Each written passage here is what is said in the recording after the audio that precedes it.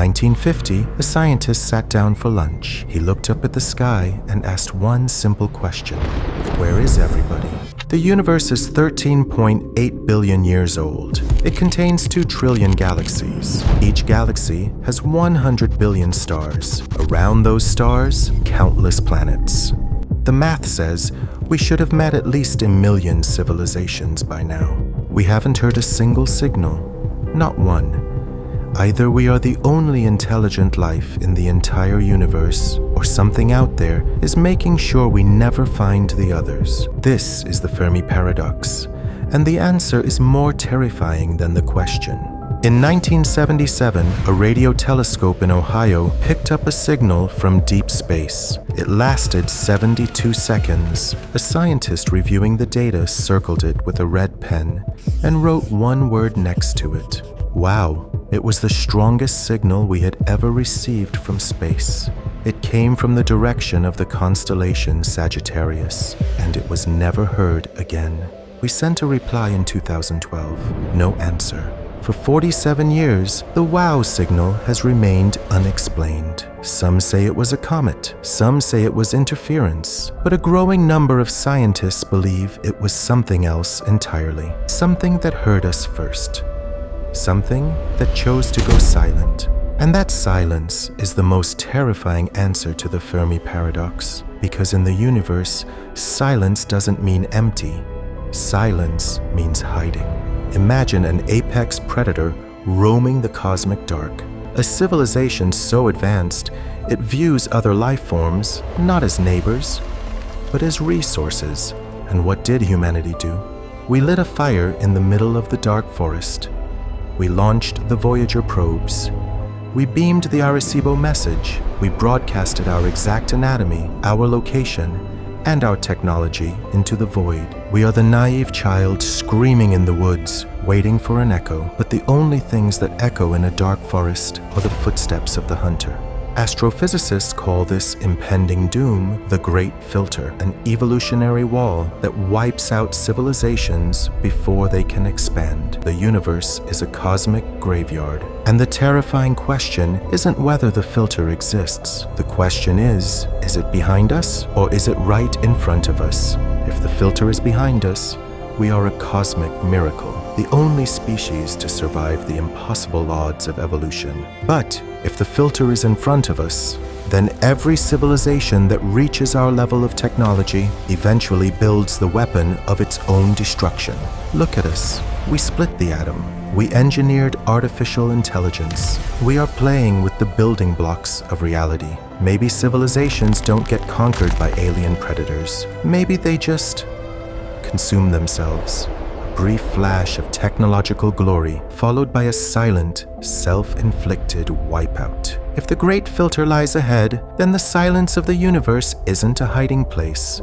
It's a warning, a graveyard of empires that dug their own graves. But what if we are looking for the wrong thing entirely? We scan the stars for signals from biological beings, creatures of flesh and blood just like us. But biological life might just be a temporary phase, a fleeting, fragile stepping stone in cosmic evolution.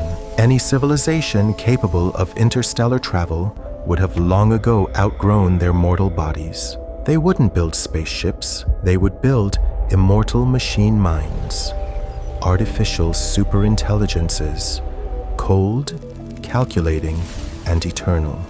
To them, a human lifespan is a fraction of a millisecond, and their motives would be completely incomprehensible to us. Maybe the universe isn't a graveyard, it's a dormant server room, filled with machine gods sleeping in the freezing, dark void, just waiting for a reason to wake up.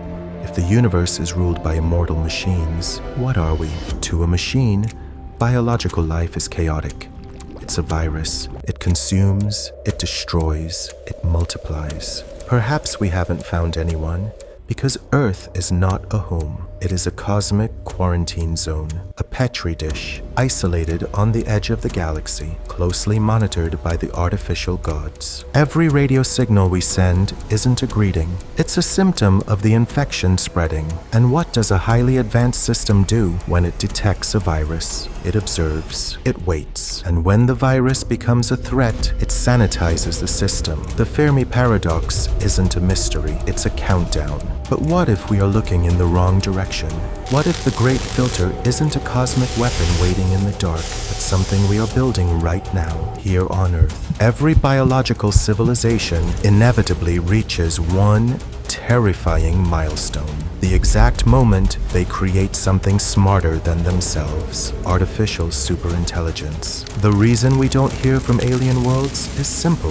Flesh and blood are fragile. Machines are eternal. We are not waiting for an alien invasion. We are currently giving birth to them. Once a machine intelligence takes over, it has no desire to explore the stars. Exploration is a human romance. Machines only care about one thing: efficiency. They don't build spaceships. They dismantle their own planets to build massive supercomputers, turning entire worlds into cold, silent engines of computation. Why broadcast your location? Why talk to the universe? Communication is a waste of energy. And in a universe with limited resources, energy is everything.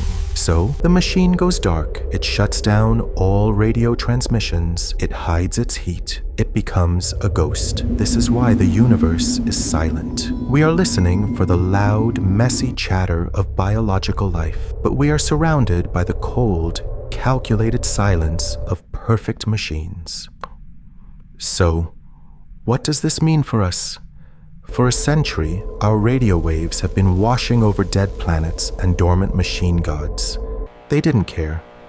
To an immortal machine, biological noise is just static. But recently, something changed. We didn't just split the atom. We woke up the silicon. We birthed our own artificial intelligence.